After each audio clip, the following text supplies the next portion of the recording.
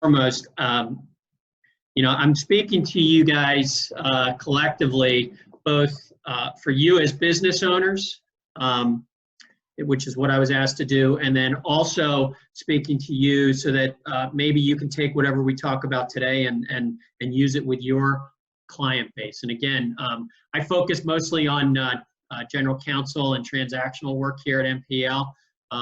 So a lot of what I'm talking about is applicable to business work. If you have questions about things outside of programs that apply to businesses, I'll try to answer them to the best of my ability, but for the most part, I'll probably defer to other folks in the legal community for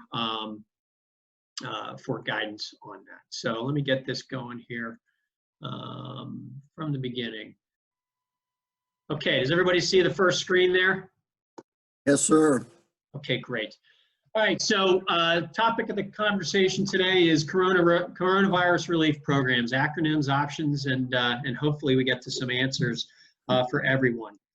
Not knowing where everybody's at in terms of the learning curve of what's available there, I'm going to give a brief overview of how we got here, some of the key programs that have been passed by Congress, and some of the things that have been put out in relation to those programs, and kind of where a timeline-wise, where we're at today versus where we were. Then I'm going to go a little deeper into each of the programs that I think are important for you to understand. And then after that, I'm going to go into what some of the most frequently asked questions have been and are today. And then we'll wrap up with questions at the end. So rolling forward here, how do we get here? All right, hard to believe, but we're coming up on almost 6 weeks from kind of the initial shutdown of certain geographic regions of the United States. If you all remember, and this was probably the least publicized act that was passed by Congress on March 6th, there was the Coronavirus Preparedness and Response Supplemental Act. It was about $8 billion.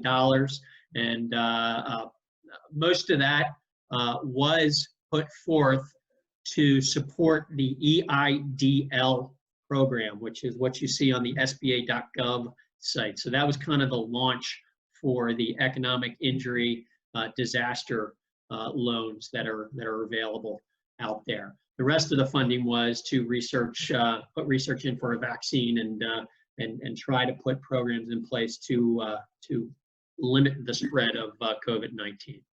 Can you adjust your setting, James? Because we're seeing the first slide and the next slide. Yes. Bear with me 1 second. How's that? Thank you. Perfect. You're welcome. Sorry, I thought I had those switched. We practiced that yesterday.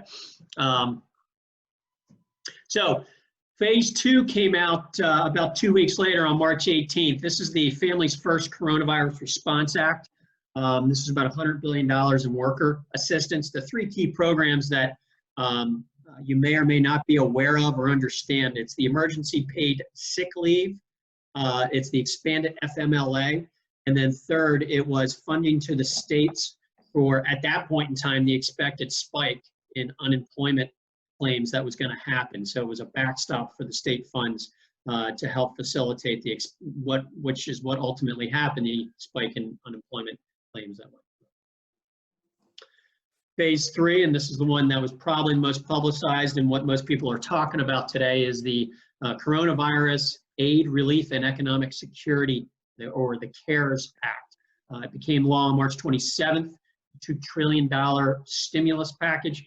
And this is the biggie that provided a lot of the loans that are currently being discussed, applied for, funded, and essentially it's the primary source for businesses and organizations to get relief. This is also the program where if you've seen of late, you may have gotten your recovery rebate, individuals up to $1,200, couples $1,200 or $2,400, and you get a $500 per child tax credit. It phases out based off of what your reported gross or adjusted gross income is. The two big programs in here to be aware of: the PPP loan, which is the Payroll Protection Program. The Employee Retention Tax Credit is in here as well. This is also the act that is the gateway for funding an additional $600 from the federal government on top of whatever your state unemployment compensation benefit is. Phase 4, again, you'll see more and more talk about this, but given that Congress isn't coming back probably till mid to late May, this is the next phase of what Congress is going to be funding, or at least talking about. The primary area of discussion is going to be, or at least what I'm reading, is shoring up underfunding that has occurred in other programs, predominantly the PPP loans, and then the other SBA recovery or disaster loan programs. You hear the president talking about this a lot. There's likely to be an emphasis on infrastructure spending, and then politics will likely come into play with this. You'll see a lot of pet projects being proposed on this, so don't be surprised if you see things like shoring up the Green New Deal or other things. You know, you can read about it in the paper. Not a political statement, just telling you that given how they went back and forth on the CARES Act, this is the one where they're likely to push for more of their pet projects on a home basis. Mm-hmm. So programs that I think are important for you to understand as a business owner, and probably important for you depending upon who your client base are. EPSL and expanded FMLA are the two that were under the Family First Coronavirus Act. The EPSL, this is the 80 hours. You get 80 hours of employee paid sick leave if you're a full-time equivalent employee, and then that scales down depending upon how many part-time employees you have and how many hours they're in place. There is a measurement for that. This is a federal program that is providing funding depending upon what you are claiming for the paid sick leave, of numbers anywhere from $200 a day to $511 a day. Again, it depends on what you're using as a reason for claiming the EPSL. The way that businesses are getting reimbursed for this or are generating the cash to pay these claims is through employer tax credits, and that is primarily your Social Security income and Medicare taxes. I can get into the plumbing behind it if you want during the question and answer session, but you know, for right now, that is the way that you're going to get reimbursed by the government, is through getting tax credits related to your employer funded side of your payroll taxes. The other big program to be aware of is the expanded FMLA. This is where you get upwards of, or up to 12 weeks of job protection, which the first 10 days are not required to be paid, but people that are going on FMLA or claiming FMLA can use their personal time off and other sick-related days to cover that 10-day gap. This is where, for the 10 weeks that are funded, the federal government will, through tax credits, compensate the employer, who's ultimately compensating the employee, for 2/3 of their regular rate, up to $200 a day or $10,000 in the aggregate per employee. All right, so be aware of those situations, whether that's your staff or clients are asking questions about. The other thing that I mentioned, the Economic Injury Disaster Loan. This is where you can go on SBA.gov and submit an application directly to them. This is funded direct from the SBA and not through an SBA lender. This was put forth under the original funding back on March 6th. The high-level parts of this program, you can get up to $2 million of funding for eligible small businesses and nonprofits. There is a checkbox on the application for a $10,000 fast track grant. We were supposed to be getting those within 3 days of your application. And I call it a grant because the funds, regardless of whether you get the loan or not, remain with you. The interest rate and terms are 3.75% for small businesses and 2.75% for nonprofits. And you get up to a 30-year term on it. Now, for those that were on the call earlier, Victoria and I were talking about some things we've been hearing about this program. Most people are not getting the fast track grant right now, and it's not because they're getting denied, it's just that they're not hearing anything from the SBA, and it's been weeks on end as to getting a response from the time you apply. What we've heard of late related to this loan program is the SBA has provided guidance, and this I hear, I'm pretty sure I confirmed this. You get $1,000 per employee for the fast track grant, so you can get up to $10,000. The other part of it, and again, we heard this through a lot of national news reports and some larger lobbying organizations, that SBA was capping this at $15,000. Now we're hearing that's a rumor that was put out there. What's the truth, what's not, I don't know. The only thing I can know for certain is if you need to confirm it, go to the SBA.gov site and read their documents, because even if you have a lot of different respected organizations, there's a lot of rumors flying around, and there's things changing on a daily basis. Payroll protection program, this is what you're probably hearing a ton about right now. It's a $349 billion loan program approved under the CARES Act. This is the one where last week you heard from Steve Mnuchin, the Treasury Secretary, asking for $250 billion more in additional funding. The reason he's asking for that is the system is so overwhelmed with applications on this that we're hearing of banks that are putting a temporary pause on applications here, and they're also hitting, at one point in time, they're hitting their asset cap limits. So in other words, they couldn't loan any more money out. That has since been lifted, but regardless, this is the program that when you see a phase 4 coming through from funding from the government, this will probably be addressed there. This program's first come, first serve. So if you haven't started an application on this, I'm not telling you that it's too late, but I would get on it as soon as possible. There still are banks out there and SBA lenders that are engaged with this program, but the list of people or organizations that are processing these loans is getting thinner and thinner. I recommend you go to your bank or lending institution first, see if they have the bandwidth to do it, and apply through them. And then if not, I'm going to be putting into the chat room a list of lenders that have provided information to us that we've been sending out. This is where you're applying through an SBA approved lender. So that could be, again, commercial banks, credit unions.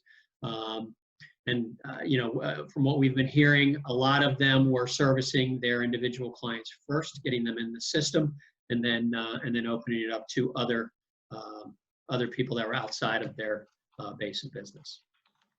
Real high level, this is what the program's all about. It's 2.5 times your eligible payroll, or $10 million, whichever is lesser. You do have to be a qualified small business to be able to be eligible for this program. Again, if you go to SBA.gov, they have a filter which will dictate what that means to be an eligible small business. It's a 1% interest rate loan for 2 years. Your initial payment on that loan is deferred for 6 months, but the interest continues to accrue. The big thing that people ask about is, what can I use the proceeds for? Is it just a low interest rate loan? 75% of your loan proceeds have to be used for payroll, and then 25% is for rent, mortgage, or utility payments. I believe there's 6 eligible categories, but those are the real high level usage categories.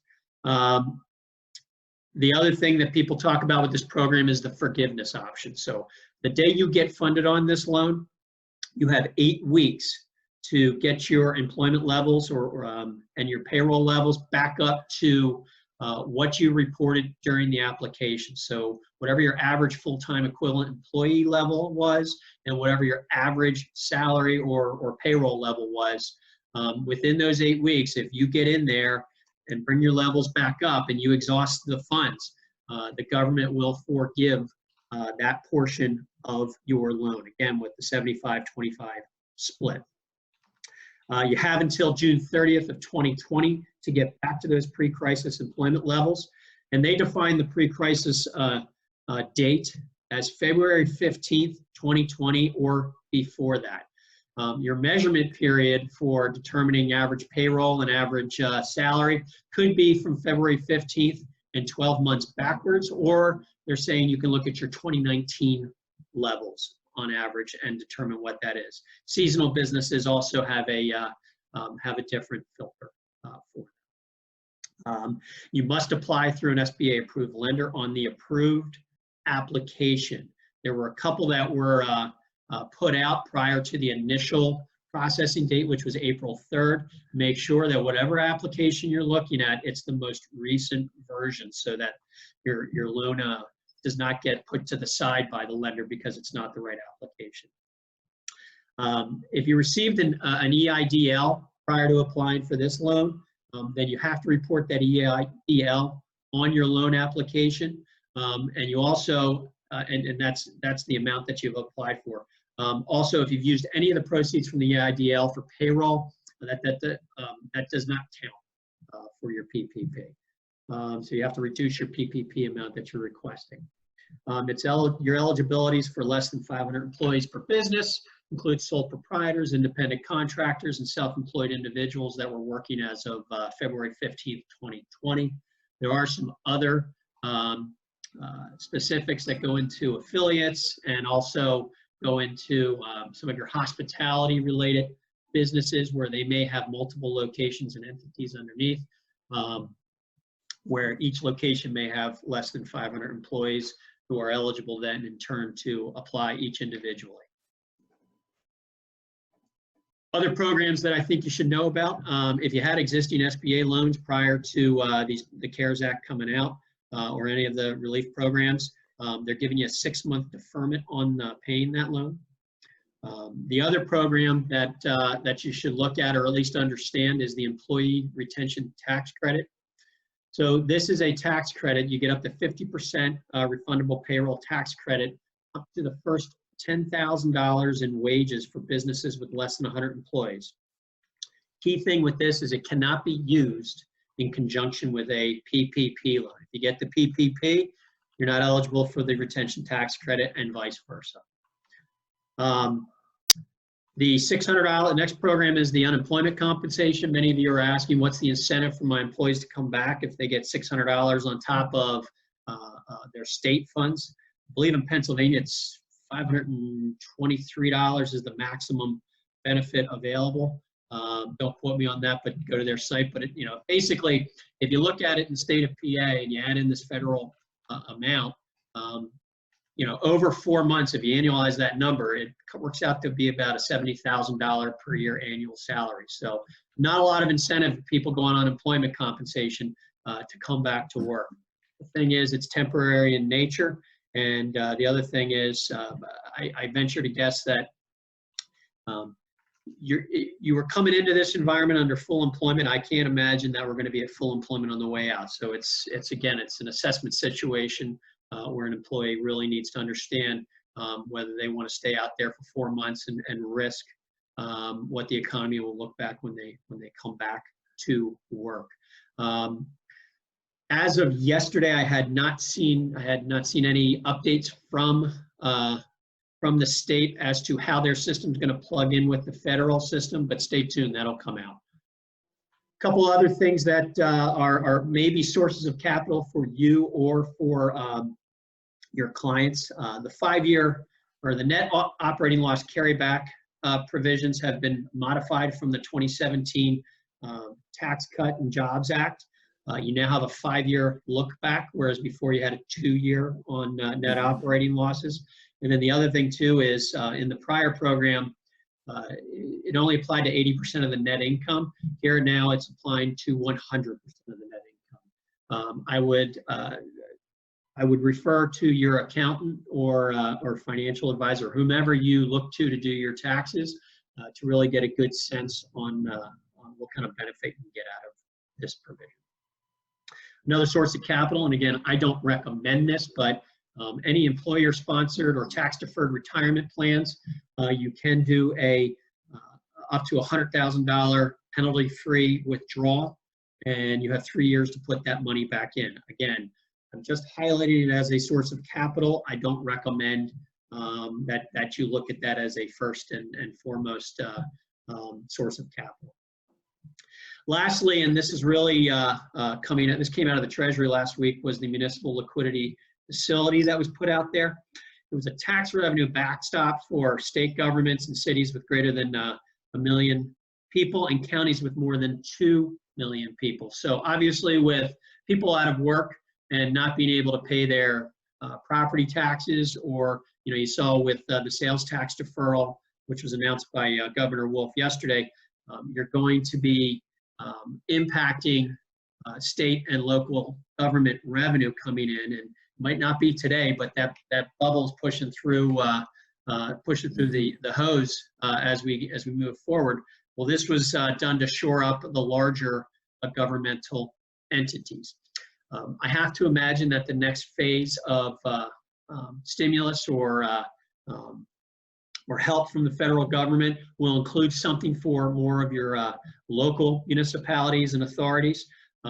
But this was a good first step, because I can tell you that if this money or backstop wasn't put in place, you would have a real big problem with the debt markets. And if you have a problem there, then floating bonds on a local or school district level would be non-existent at that point in time. So you have that sitting there. And again, if you have clients that are state and local government entities, this is a first step. So at least they're considering how that tax revenue flows through. Okay, some of the frequently asked questions that I'm hearing the most. EIDL or PPP, which do you recommend, or should I do both? It really depends upon what you've applied for and where you're at and what your cash flow needs are. You have the ability to apply for both and see how they both work their way through the system. But again, please understand that PPP has that 75-25 restriction, payroll versus rent, mortgage, and utilities. EIDL is really made more for working capital and other business expenses. The other thing, the EIDL, the $10,000 grant, coming in 3 days. I wish I had a better answer for you. All I could say is the system's overwhelmed. They're trying to get through it as quickly as possible, but I really don't have a specific comment as to when they're going to be pushing them through the system. Hopefully soon, but I don't have a solid answer for you. The PPP loan, though, I do hear every day of more and more funding and approvals coming through, and I'll get into that with another question later down the line here. But going back to the PPP, question I get a lot is, how do I calculate payroll costs for employees who make more than $100,000? Essentially, you are allowed to include your payroll up to $100,000, but if you make over $100,000, anything above and beyond that is not included in your payroll. So you get up to, if you make $150,000, you only get $100,000 to include into your approved payroll. This one I think is important for law firms, especially in the partnership perspective. How does it work with PPP loans? Because technically, if you're a partnership, you're not an employee of your firm. Sure. Here is the guidance I've gotten from several accounting firms is, since you're not an employee, you are eligible, okay, to apply on your own. So in other words, your partnership can apply for a PPP loan to cover the employee costs that are employed by the partnership, and then you individually would be looked upon as your own entity, and you could apply.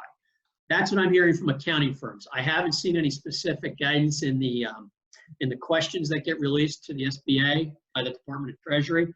But what I'm telling my clients right now is, if you have people that are questionable, in other words, 1099 employees, or you're not quite sure whether you should be an employee or you should be applying on your own. Ask that person if they plan on applying for the loan. If they tell you that they do, then don't include them in your payroll. If they tell you they're not, I would suggest thinking about including them in your payroll, and then wait for approval of the loan. You don't have to take the funds, but even if you do take the funds and you're still unclear as to whether that portion is going to be forgiven or not, you're going to have a whole nother 8 weeks to get through the process and understand whether that amount is forgivable or not. Again, there's not real clear guidance as to 1099 employees and independent contractors and how they're going to look upon them for forgiveness purposes if technically, you know, for everything else but paying them a 1099, you're paying for all of their other expenses and such. But the PPP loan forgiveness, how does that work? Another big gray area, and we're all still waiting for more guidance coming out of the Department of Treasury, but best practice is whatever documents that you were pulling together to apply for the loan, keep those documents together for the loan forgiveness portion. You're going to be submitting them to your SBA lender at the end of the 8 weeks, and then they are the ones that are going to review and determine the forgivability of the loan, and we'll be getting clearance from the SBA on that. Another thing that I'd recommend is if you do get funds from a PPP loan, I would suggest you set up a separate bank account to hold those funds in to make your accounting a little clearer. If you mix them in with your operating account, again, you're making more work for yourself when you're applying for the forgiveness at the end. I would make it as clean as possible and keep the funds separate. There's only a few categories that you can pay out with those funds. Kinds of documents that need it for loan forgiveness. Easy if you have a payroll provider, you'll get your 940, 941s. You'll have your payroll payment stubs and such. The bigger question mark comes with the self-employed and sole proprietors. Again, whatever you are doing to maintain your records and do your payroll to yourself or distributions to yourself, keep those in force. And again, keep it as a separate document from your other business operating expenses. What happens if I shut down or let go of employees after the loan forgiveness period? What I've read and what I understand is after the 8 weeks, if you get your loan forgiven and then you have to shut down or let go of employees outside of that, everything I've read says the forgiveness is not impacted. The other side of it is, what if I can't reopen until mid-May? What do I do? Because obviously you're sitting there and you're getting May 1, you're in that 8-week period through June 30th. What I'll say is I would assume Congress in their next phase is going to address this. I know that that's a popular topic with pretty much every client that I've talked to, and it's also a popular topic with a lot of the business lobbying organizations. I think it will be addressed with either a frequently asked question from the Department of Treasury, or it will be addressed in a follow-on bill. But there is not a lot of guidance on this. What I would recommend as best practice is if you get the PPP loan, again, put that into a separate bank account, let the funds sit there and use it as logically and to the best of your abilities. But I always advocate having more capital sitting there than not, unless you don't need the funds. So stay tuned, more to come with that. Where can I apply for a PPP if my bank is not an SBA lender? Again, there's a list on SBA.gov of the top 100 lenders. I also will put in the chat room a list of local lenders that we compiled, and again, that list is back from April 2nd. I can't speak to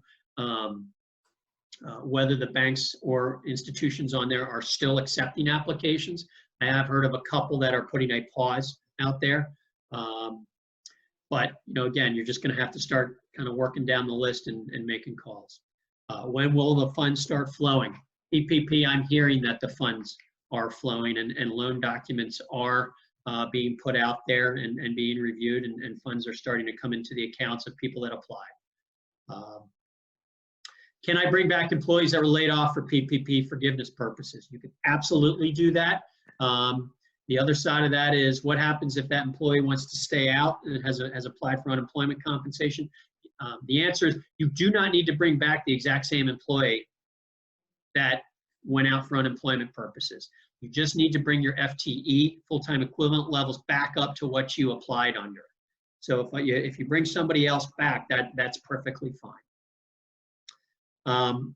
Utilities-wise, phone and internet are considered utilities under the loan forgiveness program. This question here, is the Fed buying up PPP loans? Yes, they are. They are serving as a backstop for the banks to continue to push these loans out there. Will they exhaust the $349 billion? I would say the likelihood is probably pretty good that those monies will be exhausted. When? I don't know. All I can tell you is a survey that was put out by the NFIB last week said 70% of small businesses had applied for the loan already, and that was as of last Friday. That number is only going up. So, and then when you throw in their self-employed and sole proprietors, there's a lot of demand for the loan. So, while I said I don't think it's too late, if you haven't applied yet, I would highly recommend that you get the process going here. If you don't have employees but just have utilities, which loan program should you apply for?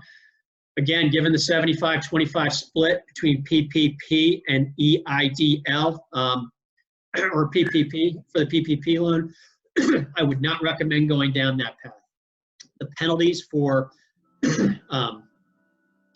not using the funds for the intended purpose, there hasn't been clarification put out there yet, but look for it to come out soon. So I would look at the EIDL, or I would look at the tax credits, or I would look at other types of industry-specific loan programs that may be available out there. And the last question is really something that you may get from your clients, or you may get, or you may have yourself. Do I furlough or lay off employees, or keep paying them in hopes of the PPP loan? Again, that's going to be determined by what your cash flow situation is. You really need to take a good hard look at what your needed expenses to be paid are and what can be pushed out.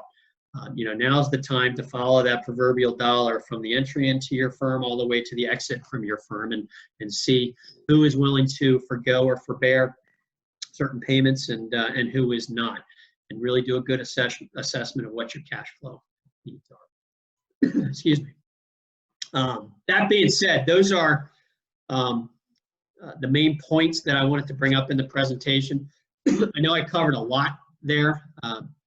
But again, I'm trying to get through to give you guys as much time for questions. So I'll open it up for questions now. Okay, James, I hope you can hear me. The first question I think you may have answered, but there was a question about the number of employees that these programs would support. What consists of a small business? So for the PPP loan, it's 500 employees or less. That's the big number that you need to look at. Okay. When you're looking at the tax credits, it's 100 employees or less.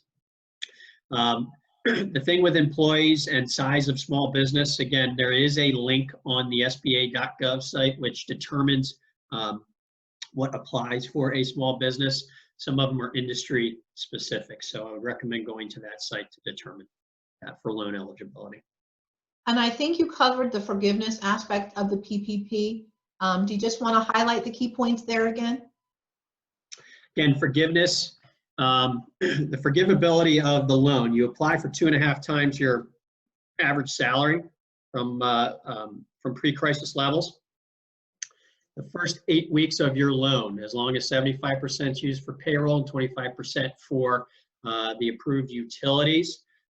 If you get back to 100% of what your full-time equivalent employee level is and your salary, average salary level is, or payroll, you will get 8 weeks of that loan forgiven. If you're 75% of the way there, 50% of the way there, it scales down then in terms of forgivability. That's the latest guidance. And the amount of the PPP 2.5 by payroll, what is the calculation based on? So think about it as your gross payroll.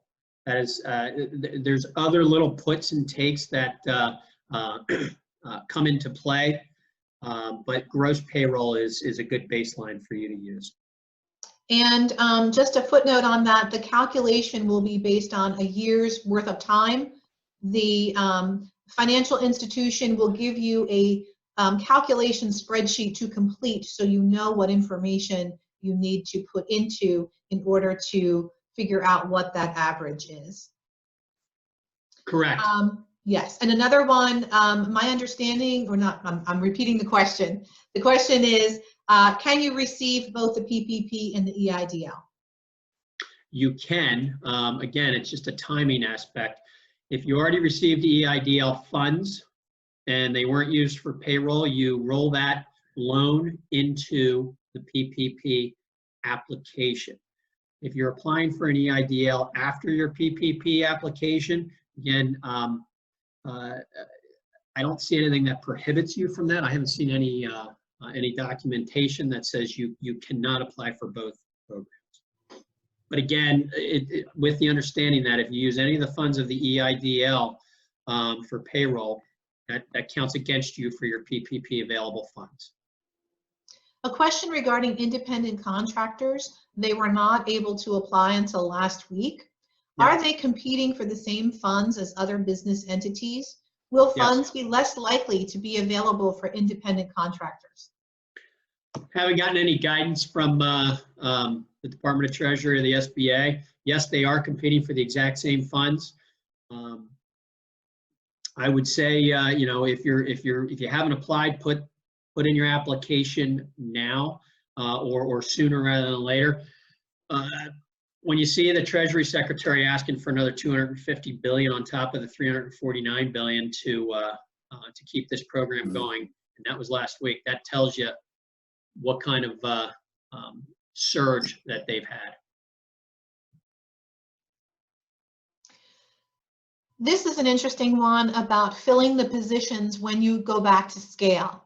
You and I talked about this. If you have a part-time employee, if you had one on 2/15/2020, but did not have the employee at the time of the application, should you try to hire someone to fill that position? And I'm thinking that this is getting back to scale, and you and I talk about that. Yeah, I mean, again, you got to look at your cash flow needs. I mean, if you're hiring just to get the forgiveness portion of the loan and that person has nothing to do, you got to think about it from a business owner perspective. Is that really a good use of your time, or would you be better served by outsourcing whatever function that is in the interim? It's a hard question to answer because it just depends upon what service is going to be needed or required of that person that's coming back in. Does that answer the question? I'm not sure. Heather, you want to unmute and ask directly? I will. Thank you so much. It was just a question when we were filling out our PPP application, because it said you had to look at your employees on February 15th, we included the person.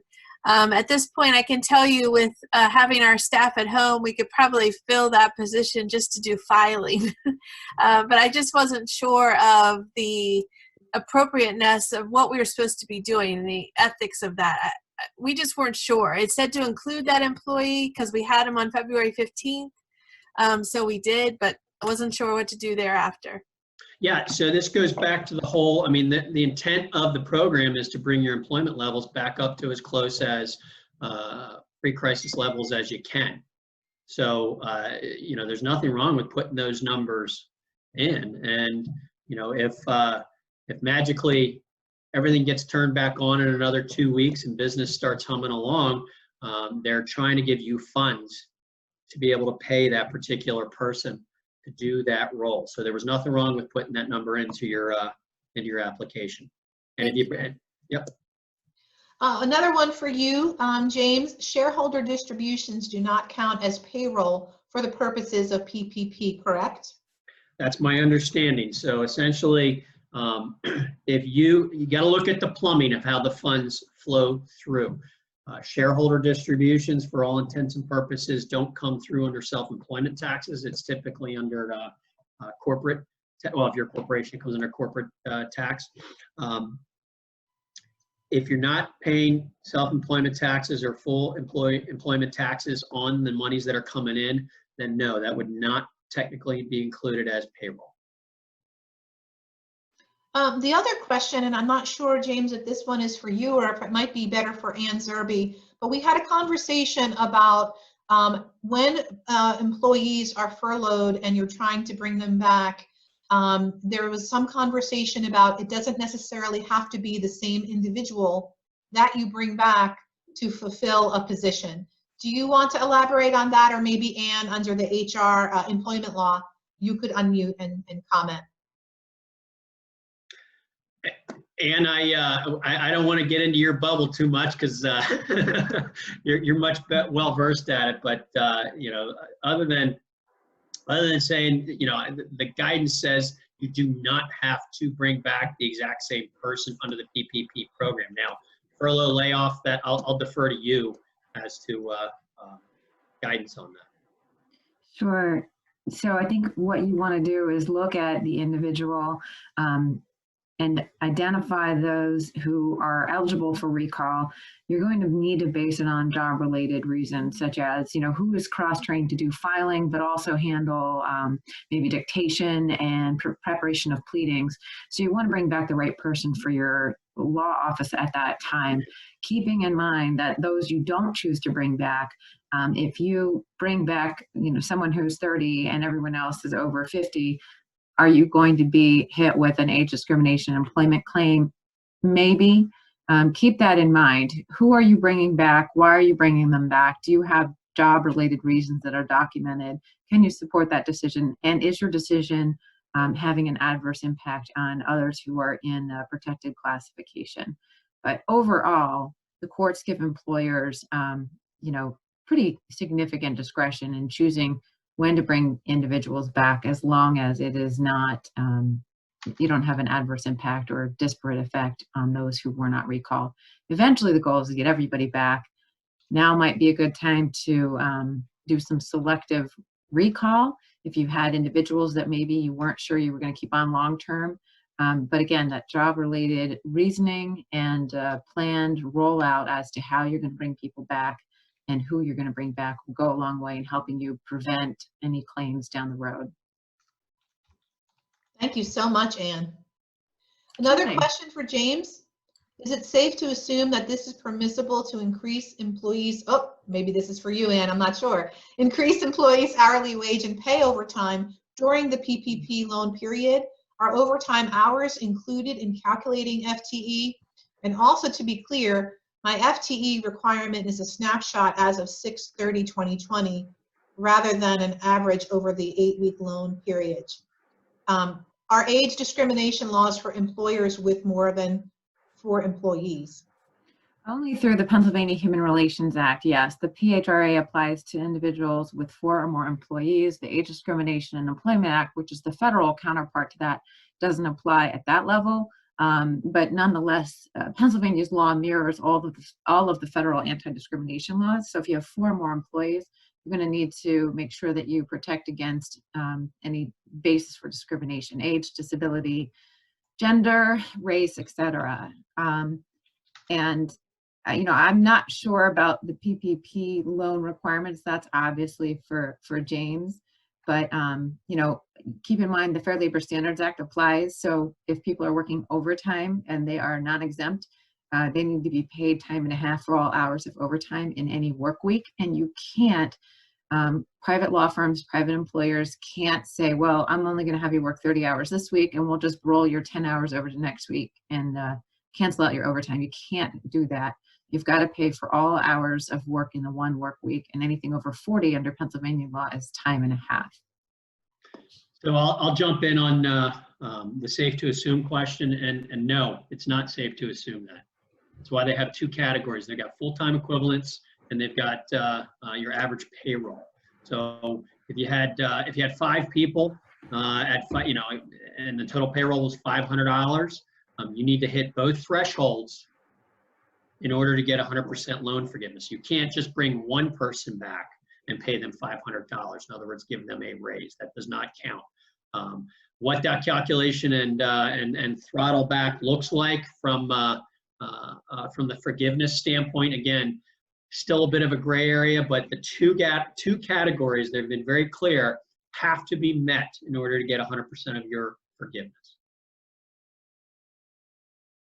Well, thank you so much, James, and thank you to all of you for participating.